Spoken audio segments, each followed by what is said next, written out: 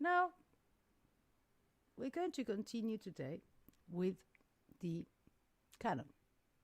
Yes? But before that, I have to make sure that you remember. Yeah? So, what was a canon? Let's start from there. What was a canon?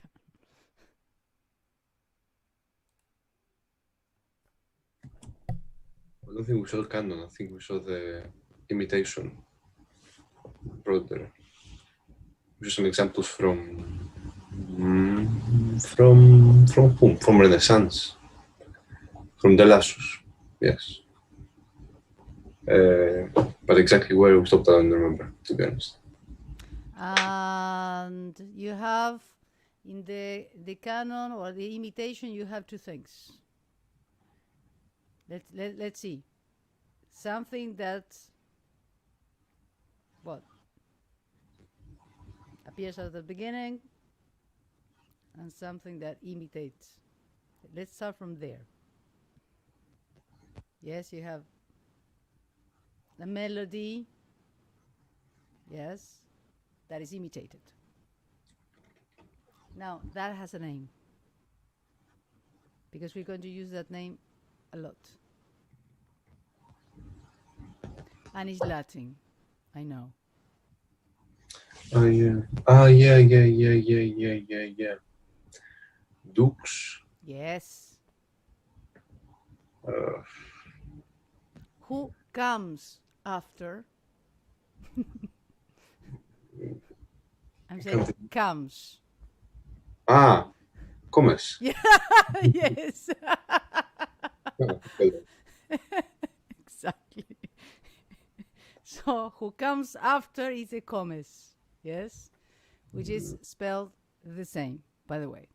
Yes, dux. Then the history of the word dux. Then it comes from duce, the duke. Yeah. So who comes first is the dux. Who comes after is the comes, which imitates. And then we have certain type of imitation. Yeah? And we're going to see that. So we saw a couple of examples. Let me see the example. We're going to review. No, just 1 second. No, this one. Oh, I'm a little confused. There you go. We're going to see, apart from the examples I prepared for today, a couple of examples we saw before in previous lessons, and now they will have more sense. Yeah. So a little bit of review. Yes, it started to be used in the Ars Nova in Italy and France, most of it, but also you have the Flemish schools, which became very, very important. And the canon is based on the imitation of melodies in the same content. This means that the melodies will have the same rhythm and intervals, where the melody which appears first in the piece is copied or imitated note by note, for note, and consequently value for value on each of the other parts. On, not on. Oops, typo. That's the literal canon. Yes, which you imitate exactly the same. Yeah. Now, then you have not just the imitation of intervals and values, but imitations by, rhythm and pitch. We're going to see that. Now, remember this example in which we have Bach, the motif imitated by the octave. Do you remember that? Yes. Very good. This one we saw. Yes. Canon a la ottava. Canon at the octave. This is the most common one. Yes. Musical offering. I don't know if we heard this last time. Did we? I don't think so. No, no. Cannot the octave.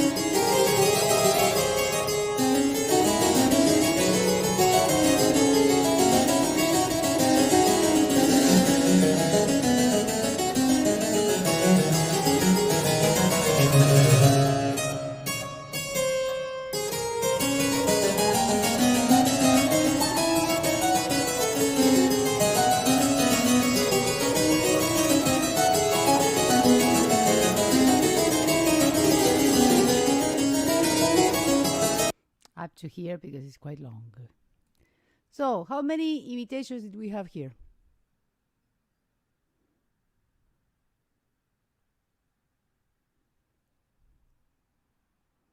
At the octave, I mean, octave. How many so far?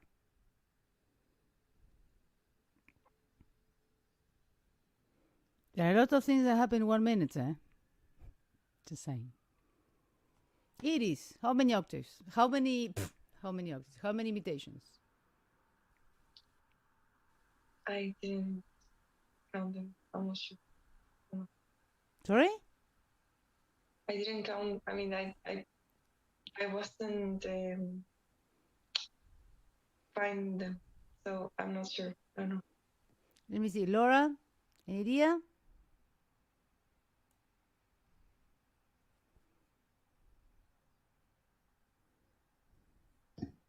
Not 100% sure.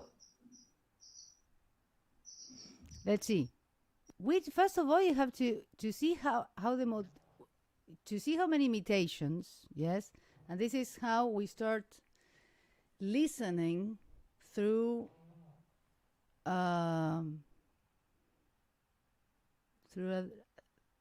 another way, music, yes, not just listening as any listener would do, like just enjoying, but as a musician, yes.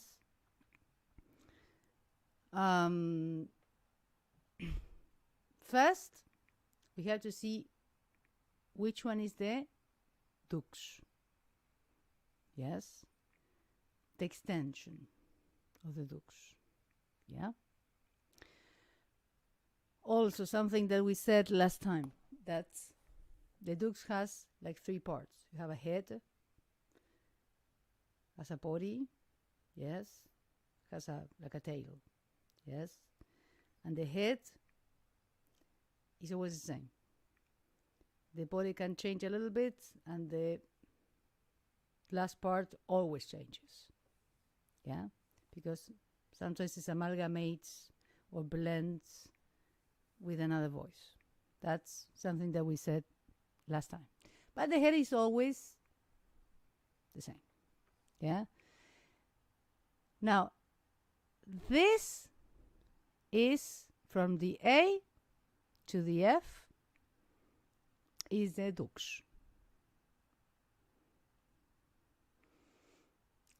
And, well, Bach is very clever in the way that he does it, because he has all the range in one go, a fifth.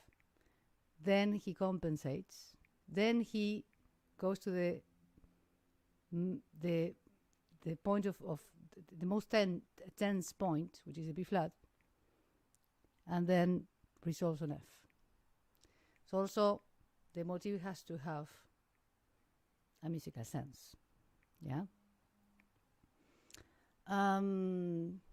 Now this is the extension. So if you see 1, 2, 3, and a quaver, okay, and a beat. Now, and this is the, let's say, if you have to choose a voice, would you say this is a soprano or an alto?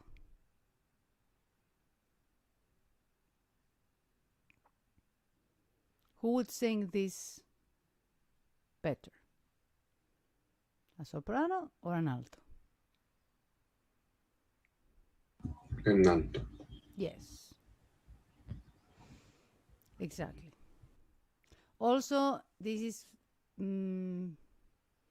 even in instrumental music, yes, it is something that we say a lot. Yes, in the fugues, for example, we say, well, the exposition, the alto, and nobody's singing it, but it's a range. Yes.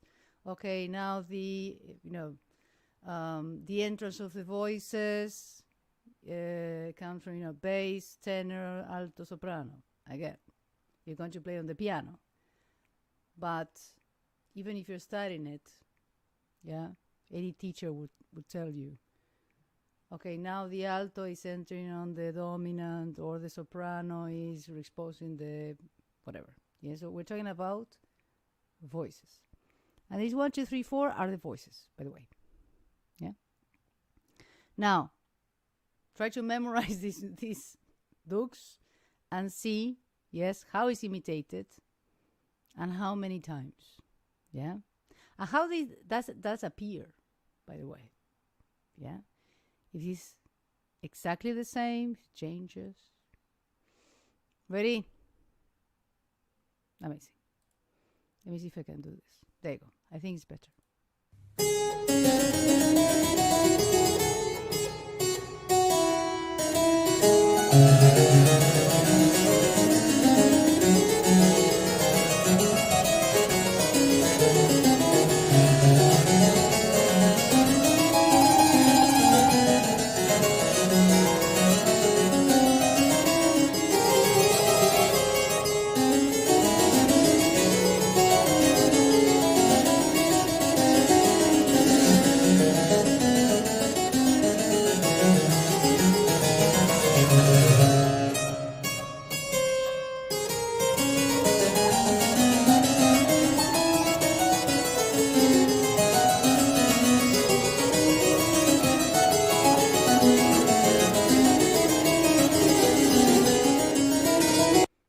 Up to there, because it feels very long.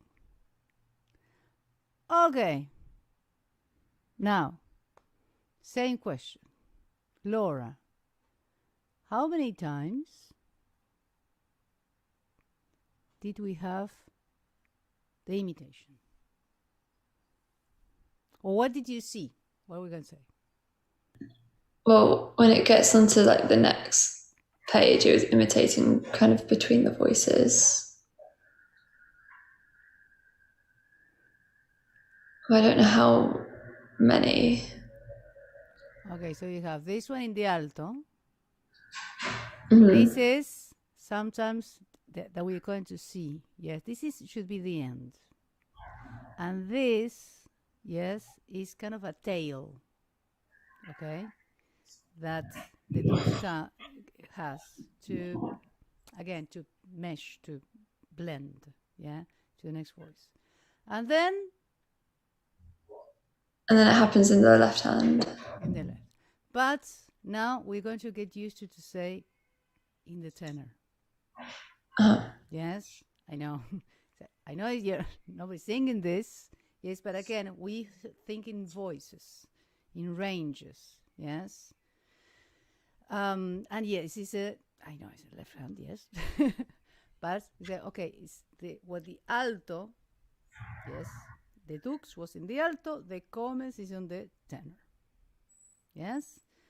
An octave apart. Now, what you see here in the alto, yes, once a voice starts, yes, if you have two voices, it will never shut up, because if not, there's no counterpoint. Yeah. So this is what we call free counterpoint. Yeah. And the purpose of the free counterpoint is to balance out, yes, to contribute to the other voice. So it doesn't compete, yes, to the other voice. it complements the other voice. How? Well, if you see, rhythmically is very repetitive. Yeah, it's doing exactly the same thing. Yeah. And then that is how it doesn't compete.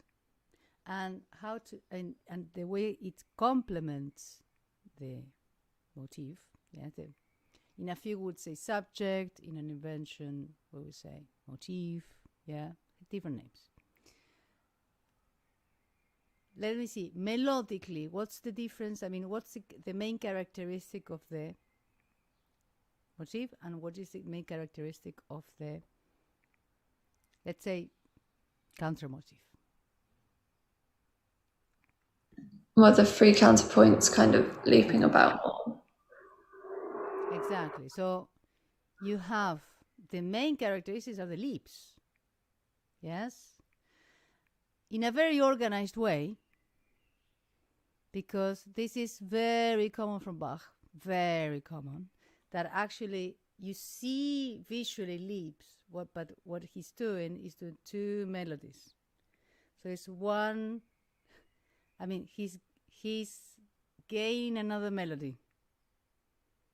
Also, as a pianist, you should be very aware, any musician, no? Because he's creating like a virtual melody. That how you have G, F, E, D, C, D sharp, D, C sharp, and then on the other hand you have A, G, F, E, E, E. So visually you see a lot of leaps, but perceptually we separate both. So they're kind of two melodies, kind of one virtual melody. Yeah? But this is a free counterpoint, and yes, this is complements to the leaps, yes, and then it doesn't compete because you have just one rhythmic pattern that is very repetitive. Yeah? Good. This is the first imitation, but something happens along. Yes?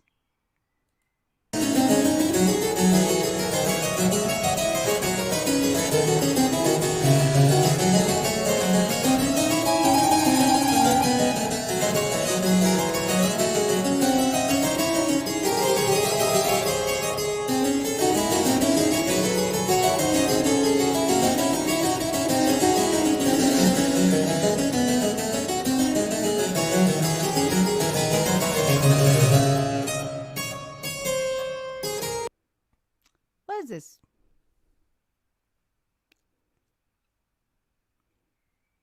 Sounds familiar?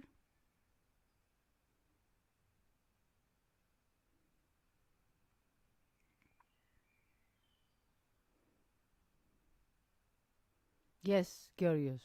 Sounds familiar. I see you doing this. That's why it's like, yeah. But yeah, what? It's again the melody on the soprano this time. Same melody. But on melody. On the fifth, let's say. Well, same. It's the fifth. On the re la. Not on the fourth. Not. The first interval is changed, isn't it? You have A, D. You have DA. And this is DA. So the first interval is changed, but then everything else is on the fifth, no? Yeah, exactly. Then we'll see when we see fugues, we're going to see. But yes, because this is what we call the answer. Yes, the answer of the subject. This is another topic. Yes, but it's not exactly the same because the first one was A, T, if you remember, and they start with D, and this is D, A. Yeah, and it's in the fifth. Yes, that's why it rests on the C sharp, which is a third of the A, dominant of D, and then the other one rested on the F, third of the D minor tonic. This is D minor. And then what happens here? Another tenor says the same on the fifth melody. So maybe that the other one was the bass. Soprano, tenor, alto, bass. Because this one is much higher than the first. This one, you see A, D, resting on the F. Yeah. What is 1, 2, 2, 4? Pardon? What is the in the beginning, the 1, 2, 2, 4? 4 voices. What does it mean? That is a canon for 4 voices. Okay. Well, what? Okay. I mean, in a way, we saw them. Alto, bass,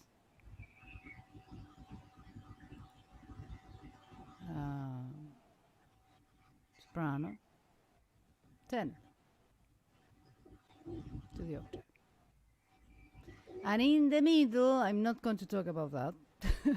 Yeah, because it's free counterpoint. For now, we're going to see that free counterpoint is called free because, and now it's another, to close this example, is, well, called free counterpoint because this is not the same as the first time it appeared, if you remember. So that's why it's called free counterpoint. Because each time that it appears, the other voice is doing something else.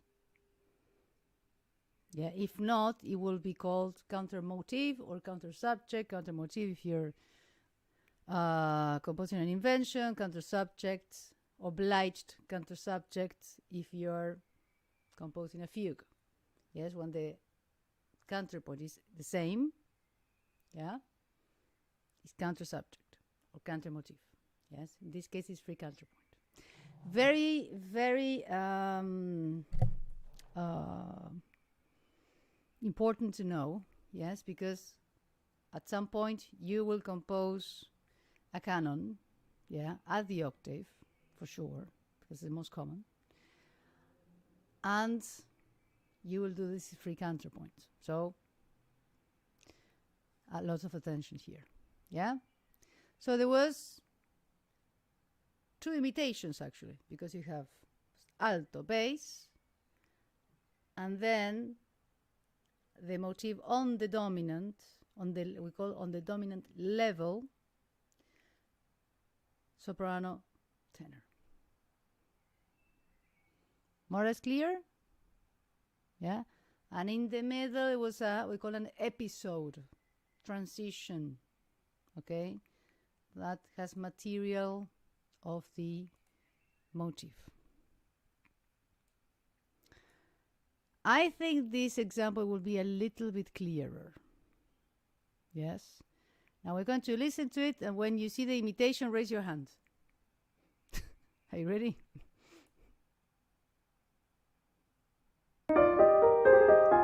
Okay. Wee-hee. There you go.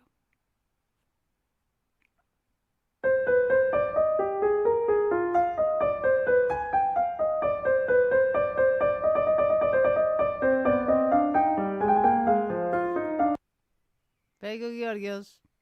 The only one who raised a hand. You saw it coming. Yes. Sorry, Georgios? Should I say where? With the third bar, yeah? Yes, Georgios. Which are the voices and where does it end? Properly end. What do you think? Where this melody, this motif, what starts is pretty obvious. But where does it end?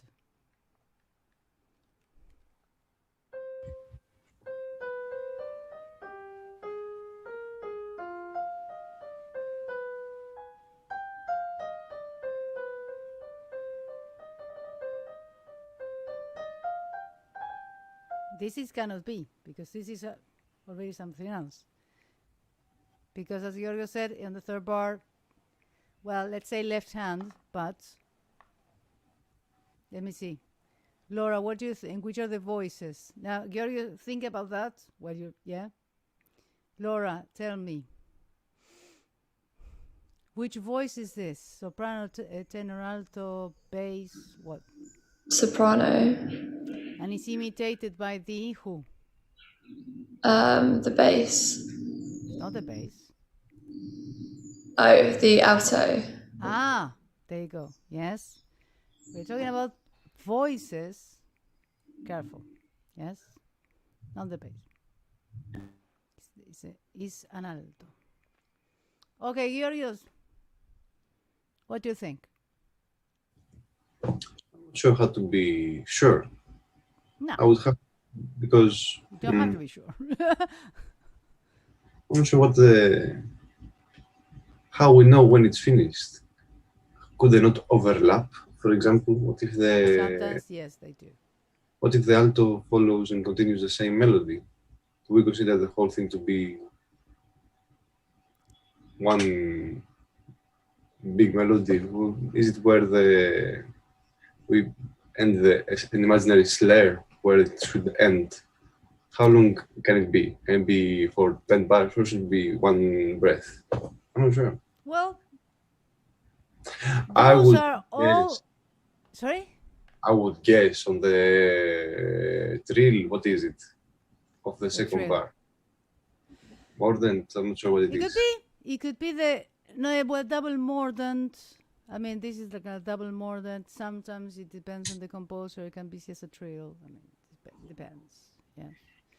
Yeah. Depends who is writing it. Yes. Yes, we can. For example, this will be decided by the harmony, by the motivic material, and by how along the piece, yes, you see it changed. How does it change? Yes, because you can say, well, harmonically it ends here on the C of the leading tone, and all the rest, is free counterpoint. Yes. This little tail. Or you can say, well, the trill, because it's mostly in the Baroque, yes, trills denote cadences, endings. Trill on the D, you can say, well, a trill on the D is telling me a dominant. And then the end, true end, it could be the flat, which is a tonic. And then just this D would be the just a passing note in order to this little tail. But you have to keep on. I mean, you have to analyze the whole thing. Yes. Best advice is that, yes, don't, because one of the mistakes that I see is that they try to figure out by the exposition. No, you have to see the whole invention and see in retrospective how does it behave. Yes, in this case, if you see the alto here,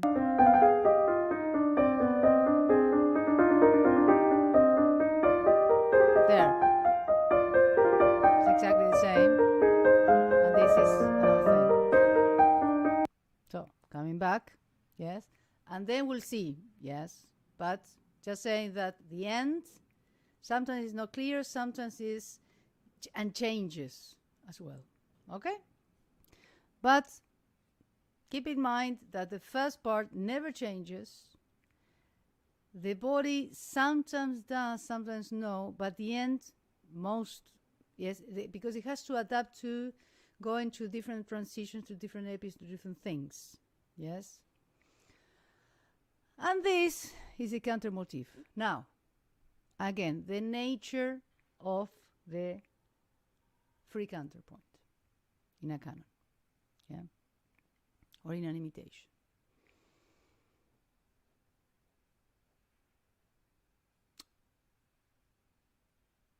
what do you see? I mean, which are the similarities that you see from the previous example of the characteristics of,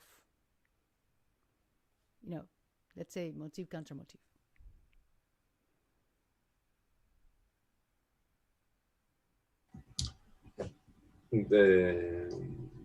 It's lower. It's longer the melody. G, F, then F, F, E, slowly to D, to E.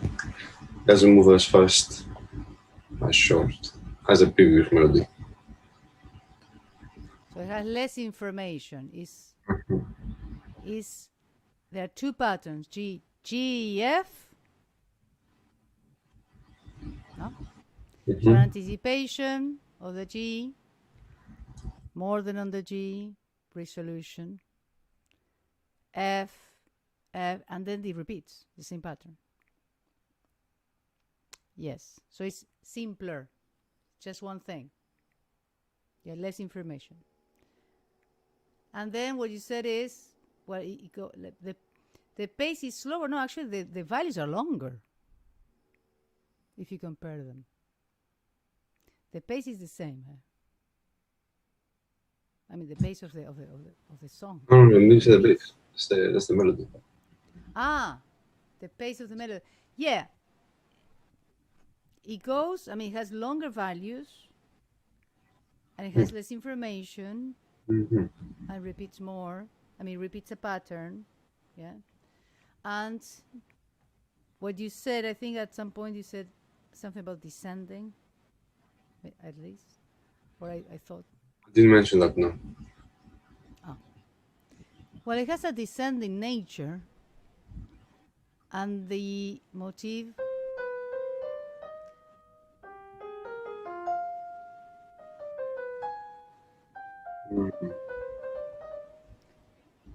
it has an ascending nature.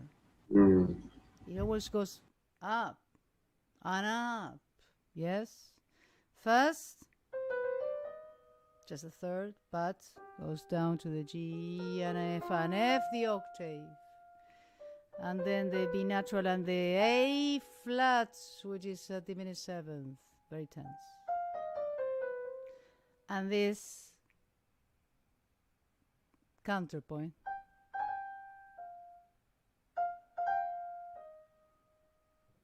It has a very, very mild, soft, let's say, yes, very smooth descending by stepwise, yes.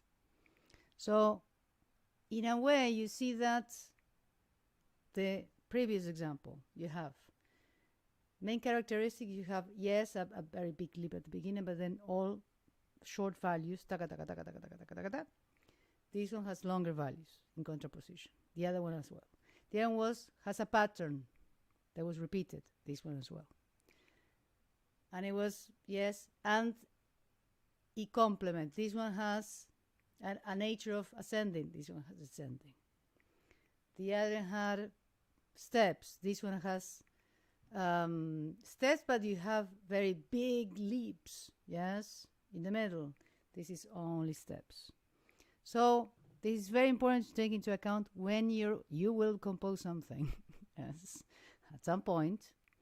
We're going to see a lot of examples of this. Yeah, don't worry. You're going to analyze pieces. But when you're composing yourselves, these are the things, yes, that you have to take into consideration. Yeah, because it's not just putting notes, whatever. Yeah, okay. If the rules of counterpoint is fine, well, fine. No. You have to think that they have to complement. And then, even when you're playing, yeah, you will see that this happens all the time in Bach's pieces. Yes, this is especially for Laura. Yeah, that you see how the either motive and counter motive or subject counter subject complement each other. Yeah. Okay. Now, this we saw. This one I remember we saw it. So we're going to go to types of canon. Yes? Now, there are several ways to express a melody discourse through the canon. There are many ways to establish different types of imitation in counterpoint. These are classified according to how the follower, or comes, will answer the leader, or dux. So by movement, pitch, and value. Yeah? 3 types. Movement, pitch, value. Movement. Direct. This is the most common of all, in which the intervals are imitated by the same direction. The ones we saw. So if an interval goes up, the other interval goes up. Yeah, it's the same thing. Okay? Inverted, in which the direction of the intervals of the dux are imitated by inversion of the commas. So what's that? For example, let's say you have dux, yeah, C, D, E, F, G, crotchets. The canon, let's say that starts on the same notes. It cannot be, I mean, it can be whatever note. It will go C, B, A, G, F. Yeah? That is inverted. Yeah, clear? Retrograde, in which the follower imitates the leader from the last note to the first, also known as cancrisans or crab. Yeah? An inverted, we're going to see an example of that, don't worry. An inverted retrograde, this is by far the least common, okay? Only Bach can do that, okay? Only Bach, and that's it. In which the follower imitates the leader from the last note using intervals in inversion. So not only, let's say that you have C, D, E, F, G. That is your dux. You will imitate in retrograde G, F, E, D, C. Like this. And in inverted retrograde, yeah, you have F, G, A, B, C. That is inverted retrograde. Okay? So just, and take it as a brain candy, because I'm not going to ask you to do these examples. Just Bach can do it. Okay? This is the crab canon. Yes, and the fact that it's crab because they move in laterally, let's say. So let's take a look first of all. Let me see if I can. There you go.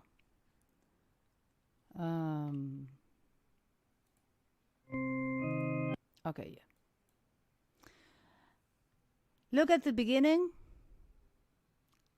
Look at the end. Yeah? So beginning C, A flat, G, A, B natural, G, F sharp. Good? End. C, E flat, G, A, B natural, G, F sharp. So it goes like that.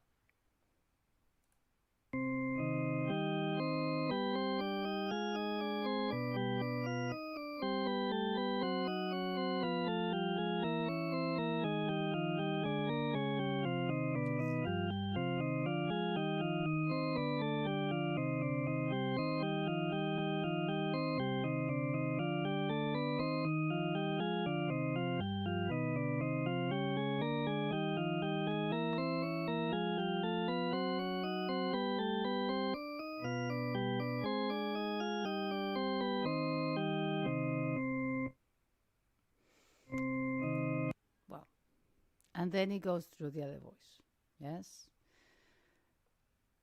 Did you know the existence of the crab canon?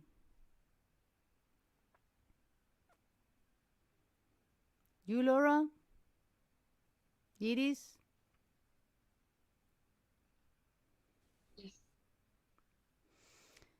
So, well, Bach was a genius, yes. To do that, to be, I mean, it's extremely difficult to think in this way, yes. I have really no clue, yes, what he did, but he did it, yeah. This is, I mean, I'm showing this example just for you to be aware, yes, that this exists, yes. I will not ask you to compose anything like it, yeah, at all. Now, there's another example.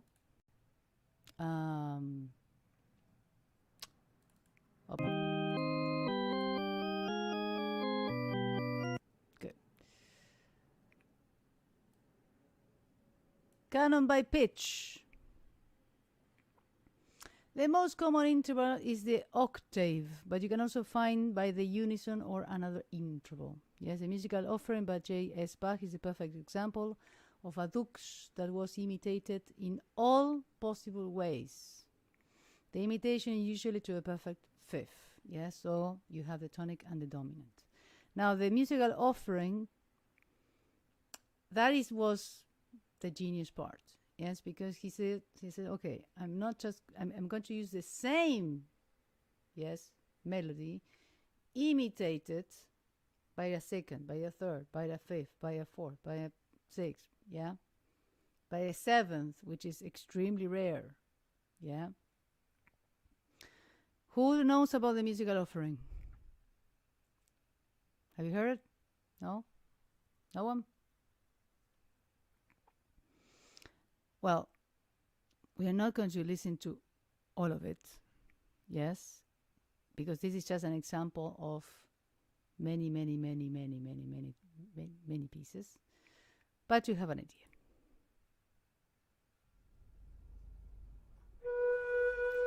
This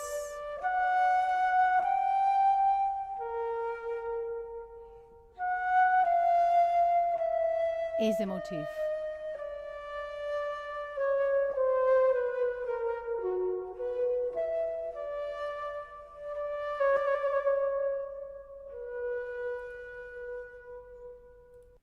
Sounds familiar?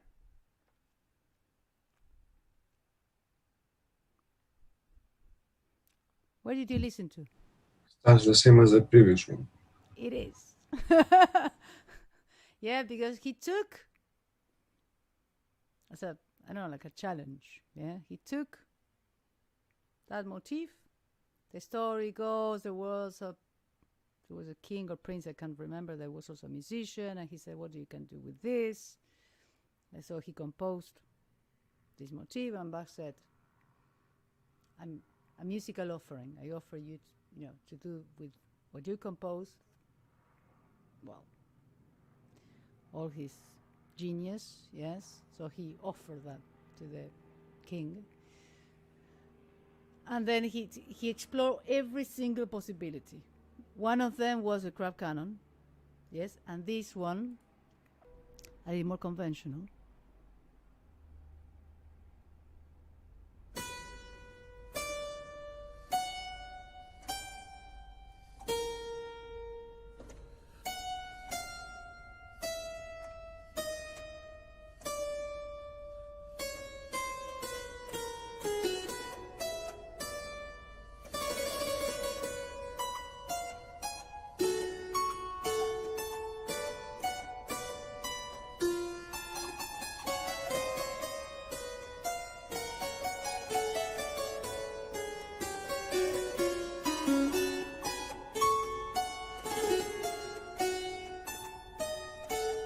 Okay, let's go back. So we have our motif. It is. Where is imitated? And which voice does it? First of all, in which voice would you, let's start from the beginning. Which voice would you say is this motif? The soprano. Yeah. And it's imitated by who?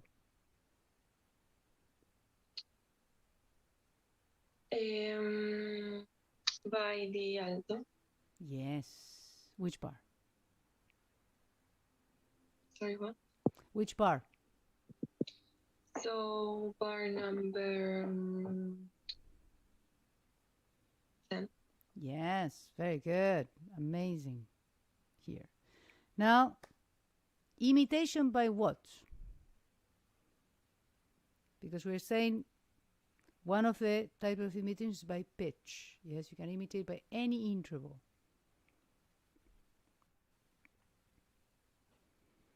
You mean the interval in relation to the That is what we original? measure. When we say imitation by the octave, imitation by the fifth, imitation by the third, we are measuring the first note of the dux compared with, the interval, we measure it, yes, and we compare it with the first note of the comes. And that is imitation. Yes, when we say imitation by pitch, we say, okay, imitation by the octave, by the second, by the third, by the fourth. So which type of imitation do we have here? Fourth. Imitation by the fourth. By the fourth, but the descending fourth. Yes, usually when this happens, yes, I know it's a descending fourth, but we keep this relation tonic dominant, so it will be imitation by the fifth, regardless of the specific interval. Descending fourth would be the precise, yes, imitation, yeah, interval. But we know about harmony. We say, well, it's imitation by the fifth, yeah. Why? Because from C to G, tonic dominant. Yeah, we keep that relation, yeah. Also, we see that even from those times, the relation tonic dominant, yeah, was kept. Yes, they started to think about that relation between tonic. Now that we have, for example, I don't know, let's say that if we compare it, yeah, the sentence. So we have tonic level, dominant level, in which you transpose the whole, yes, basic idea, yes, to the dominant level. It came from there, actually. It came from here, to having your subject, in this case, yeah, motif, whatever, being transposed to the dominant level sometimes, yes? You see the relation? Yeah?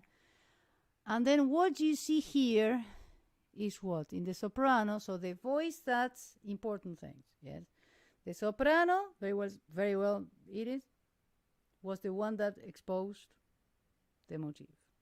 Now, imitation, another voice, but the soprano doesn't shut up, carries on the same voice. So the free counterpoint is always on the voice that the dux was, yes, not another voice.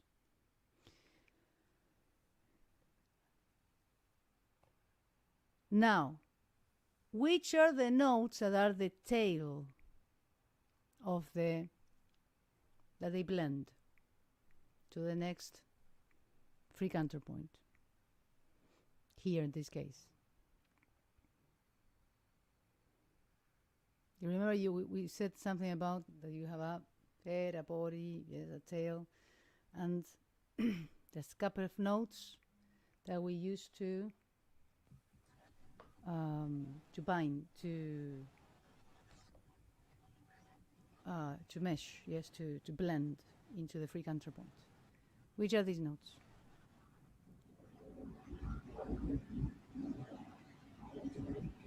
Yours, me. Yeah, by anyone. I think it's the on bar 9 that after the C. Yes. First beat, that's the thing. Very good, exactly. Amazing. This is where it ends. C, F sharp, A. Those are the three notes. Can be anything. Yeah, can be anything. Very good.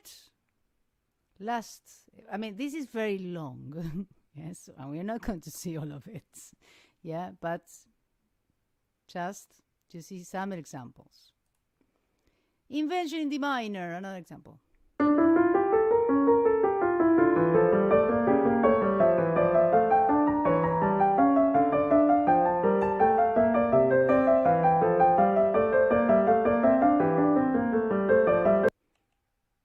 Simple. Laura, which type of imitation do we have here? Well, the first two is the counterpoint, and then they get imitated in the tenor, and then it happens again in the soprano,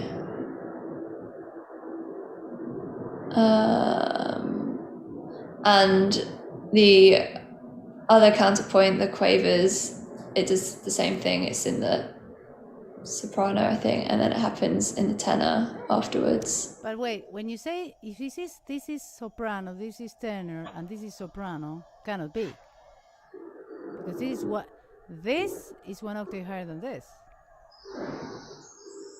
They cannot be two sopranos. The first one's alto, and then alto, tenor, soprano. Mm-hmm. Yeah, good, fantastic, very good. And then again, do you see that there's a pattern here that even if when you listen to every example that in a way has nothing to do with the other one, yes, there is a very, very clear pattern of the nature of the counterpoint, of how it doesn't compete and complements, because this is extremely scalic passage, yeah, from the tonic to the 6th degree, creating a seventh, creating a diminished seventh, which Bach adored, yeah, and then the counterpoint, yes, is what? Sequential. Yes, if this is the motif is stepwise, this is leaping, yeah. In this case, it accompanies the melody in the same direction. In the other case, it has contra-emotion. So that is the most important thing that I want you to remember, yes, besides the rules. Yes, the rules are, of course, are important, but the nature of the counterpoint that balances out, yes, your motif, that's extremely important, because that is what makes a piece work, not just complying with the rules. Yeah. We're going to see more examples of this next week. We're going to see examples that we visited when we were studying the Flemish school, and hopefully will have more sense now. Yes. So